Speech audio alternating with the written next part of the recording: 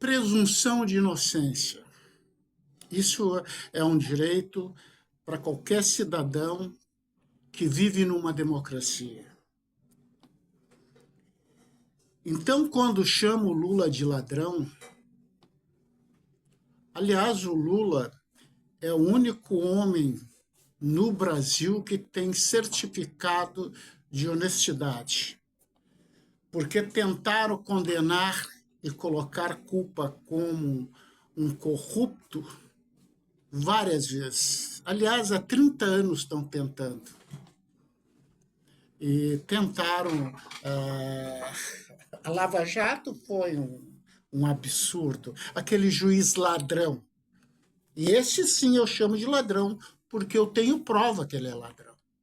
E ele só não foi preso porque ele está protegido pela imunidade parlamentar. O dia que ele perder o cargo, ele vai direto para a cadeia, assim como todos os filhos do Bolsonaro.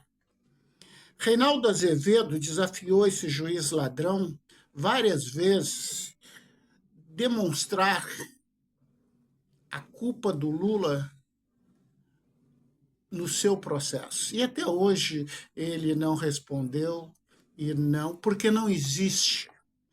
Para quem leu, pelo menos os finais do processo, vai ver que não existe prova. Aliás, o próprio juiz, na sua sentença, diz que não tinha prova nenhuma. Ele confessa que não tinha prova. Está lá no processo. Mas por que eu estou falando isso? Quando um cidadão comum, ele não é obrigado a entender de lei, ele não é obrigado a conhecer o Código Civil ou o Código Penal. Mas tem coisas que são simples. Quando tu acusa alguém de ladrão, tu tem que ter prova. Assim como eu chamo o Sérgio Moro de ladrão e toda a família do Bolsonaro de ladrões, eu tenho prova. Aliás, todo mundo tem. Tanto é que esse canalha está preso lá.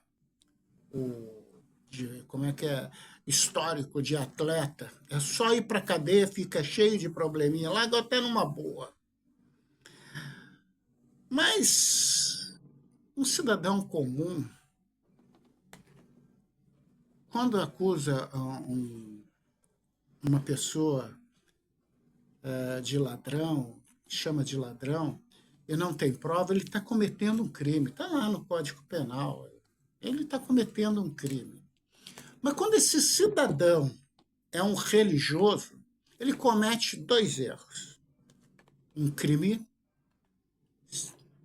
civil, que é falso, crime de calúnia, e quando ele é religioso, ele está cometendo um crime divino, que é prestar um falso testemunho. E pelo simples fato do cara fazer isso, e eu conheço algumas pessoas que fazem com frequência, e eu sei que elas são religiosas, portanto, elas podem todos os domingos na igreja, cumprir todos os convênios, ser travestido de um cidadão de bem, mas pode acreditar que está cometendo um grave erro divino.